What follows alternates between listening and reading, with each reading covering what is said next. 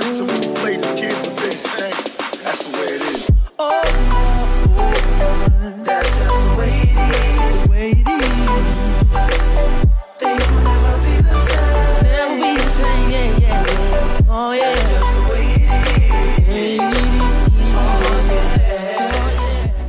Hey guys, welcome back to my channel. So today I'm going to be doing a makeup tutorial for you based on this picture. This is Olivia Pierson, I think that's how you say her name. And the makeup is Makeupbyariel, which he is like incredible. He did put a picture up on his Instagram and he listed the products used. And I didn't have all of the products, but I had quite a few of them, so that's why I was like, I'm going to do this. But basically, they've got a new program out called Wags on E, which I watched last night. I've always followed Olivia. I think she's so beautiful. By the way, I don't think I look like her. I'm just like her makeup. And then when I watched the program last night, her makeup just looked incredible again. So I was like, I'm just going to do like a tutorial based on this makeup look. So it's pretty simple, it's pretty neutral, nothing really crazy going on. I just really like the look. So if you want to see how I got this look, then just keep watching. Okay, so starting off, I'm going to prime my face with my Makeup Forever Smoothing Primer, and then I'm going to spray my face with some MAC Fix Plus. I like doing this just before I put the foundation on, which I'm going to be using the Armani Luminous Silk Foundation. This is in the shade number 9. This is the same foundation she apparently used in this picture, but she is in number 6.5. So I'm just using my damp beauty blender to blend this all over my face.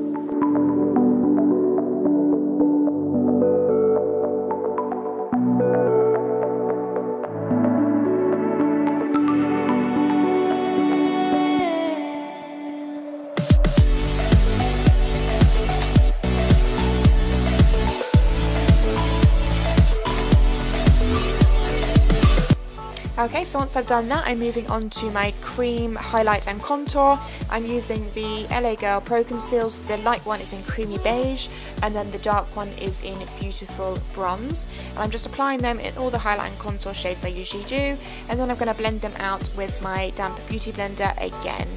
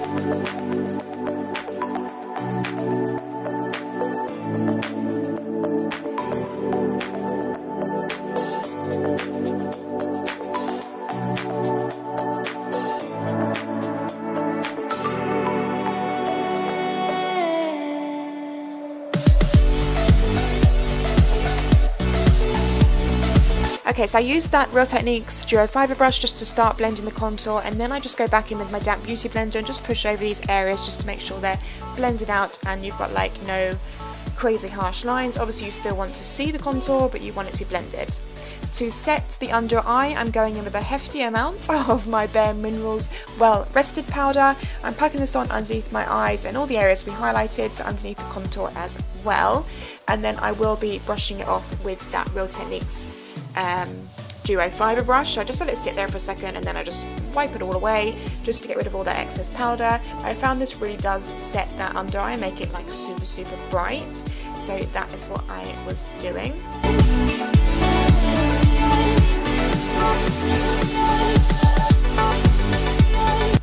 Okay, and then to go over and contour further, I use the Real Techniques brush and my Kat Von D Shade to Light palette. I use this sort of middle and lighter shade, and I just do this part on the very top part, like up here.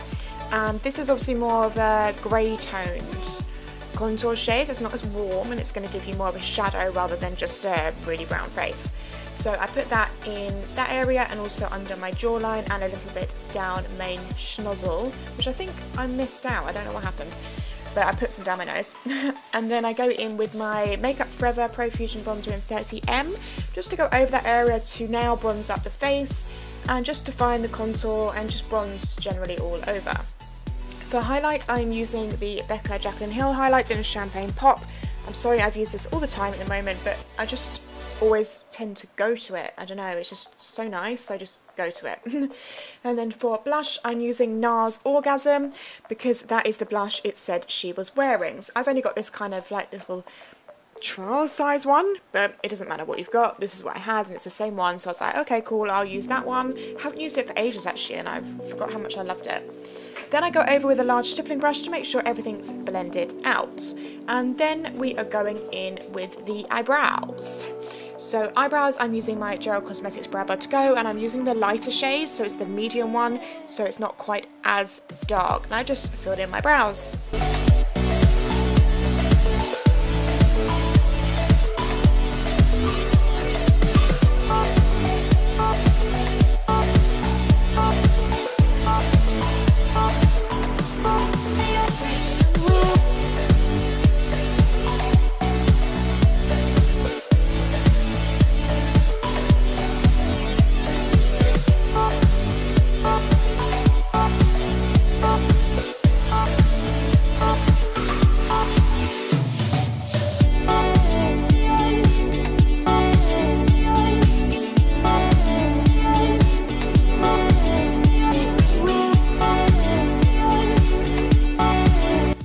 So finally onto the eyes, I'm using my Sigma Warm Neutrals palette, and first of all I'm taking the colour Cozy and Cinnamon, and I'm going to run this through my crease, and just kind of above the crease as my transitional shade, so just buffing through with a large fluffy Sigma brush.